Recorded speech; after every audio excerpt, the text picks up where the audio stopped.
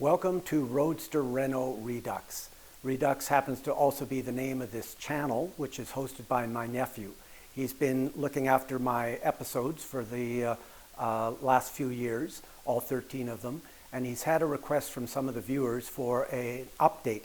It's been almost 20 years since this last shots of me putting my cap on and driving off into the sunset with this fully restored Lotus Super 7, 1970. And a lot's happened since then. So the car was restored. The engine was out the first time. You might have remembered that halfway through the restoration, I had the problem with the water pump leaking, which meant that I had to take the head and the pan off again. So I call that engine out 1.5. Now, since that time, I got the car on the road on the following spring, which was in 2005.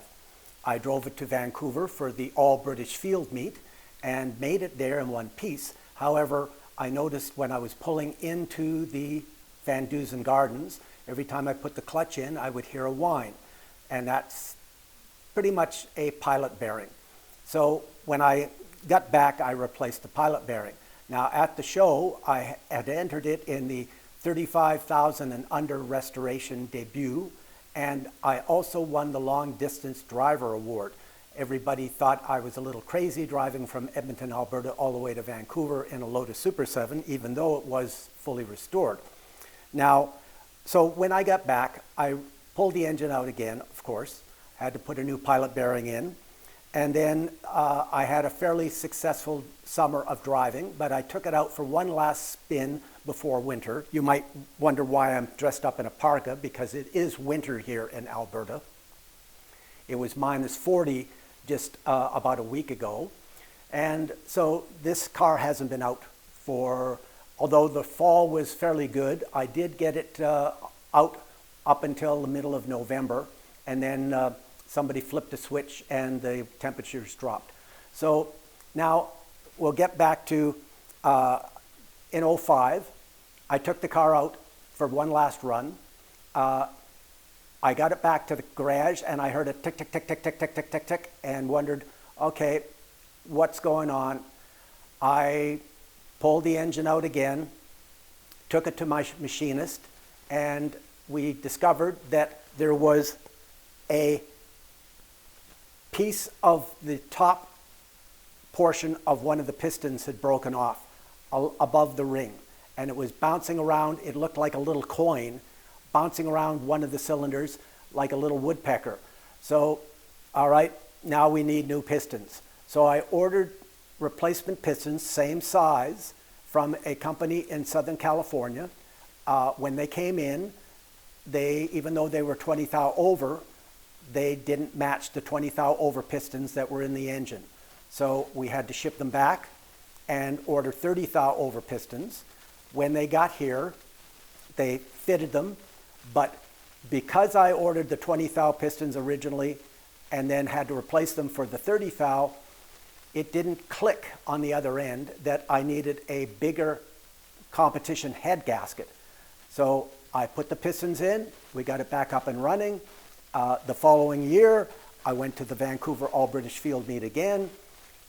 I hadn't really done much of a breakdown test on the car prior to that trip, and every gas stop, it overheated. While it was on the highway, it was bad, but as soon as I'd stop, I shut it off, it would overheat. So every time we stopped, there was gasoline and water.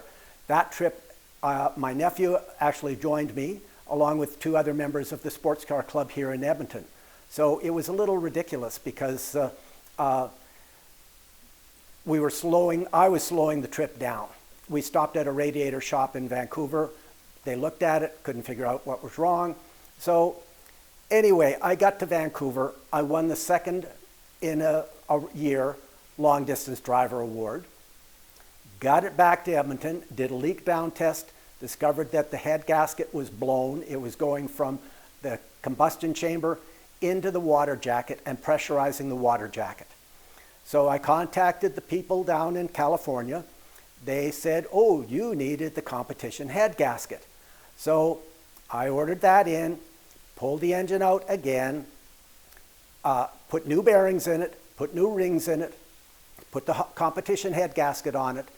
At that particular point, I decided to take the turbo off because the pistons that were in there prior, that were the wrong ones, they were domed. So now my compression ratio has gone up, and I figured, well, I might as well get rid of the turbo. So I went back to Weber's, and so after that rebuild, and I also put a new special water pump on the front that included a cartridge. You may have seen them.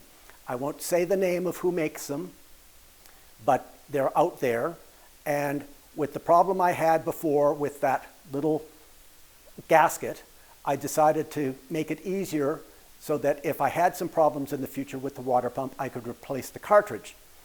So that brings us to 2007. I go back again to Vancouver. The trip is okay. I'm hoping for 3 in a row for the Long Distance Driver Award, but a fella from Ontario drove a brand new Mini Cooper from Ontario to Vancouver. He got the award. So there was a little bit of mumbling about, that's kind of whatever. But so it's a British car. He drove from Ontario. It's further than me. He got the award. So that broke my hat trick. So in 2008, I drove back to Vancouver again for the All British, won the Long Distance Driver Award again for the last time. When I was coming back, I stopped at a gas bar in Merritt, and when I went to start it, it wouldn't start. Turned out the starter had broken a wire. In the starter that I brought in from England, a high torque starter, needed a jumper wire. I put a jumper wire on it, but I put a solid wire, not a flexi wire, and the vibration was enough, and it broke that wire. So that got me into a push start in Merritt at a gas bar. Drove it all the way back to Edmonton, stopped for gas, never shut it off, fixed that issue, and then, let me see where we are now. So I've had a few reasonably problem-free years since then, and in 2012, I bought a trailer to take the car to Arizona for the winter. So I had the car down there, had it to a few car shows since then, but the new water pump that I bought started leaking, and it caused the head gasket to go again down in Arizona. So I had a few little jaunts there and then realized, no, not worth it, put it back in the trailer, brought it back that spring, and at that point, I contacted the people who made the water pump, and they sent me a new cartridge. So the new cartridge came in. At the same time, because of the other issues, I decided to put a new clutch slave cylinder inside the bell housing. So that was done at the same time, so that's another engine out. So now I've got a new cartridge on the thing, and I drive it for a test. I get it about 4 blocks away, and the pulley on the front of the water pump spins off with the fan and into the radiator. So I've got a water pump that's now destroyed my radiator. The water pump itself is destroyed. And so I contact them and says, what is going wrong? And discovered that from the original cartridge that I had with the original modified water pump to this new replacement cartridge, they had decided to change the material on the flange from steel to aluminum.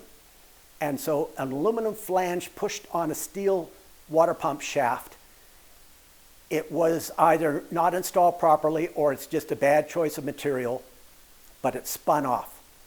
So now I've overheated the engine again. I discovered that the clutch slave cylinder is also leaking. And so I have had it with that twin cam engine.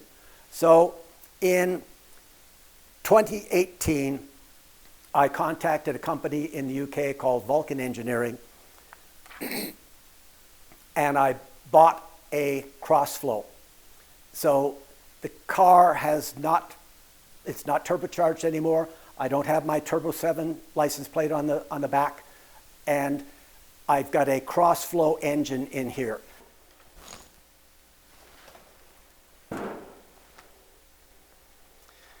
Okay, I'll come over and I'll grab the camera in a second, but suffice it to say that it's got better horsepower, 125 versus the 105 that the twin cam had. It's 1,000% more reliable. It's the proper engine for this chassis. The original chassis had a cross-flow in it, and with the 5-speed transmission, which I did do as part of the upgrade with the original twin cam engine, it's drivable on the highway. And now that I have a trailer, I don't have to drive it long distances. So I've had it to Calgary in a trailer. I've had it to Saskatoon in a trailer. I've had it to Vancouver in a trailer.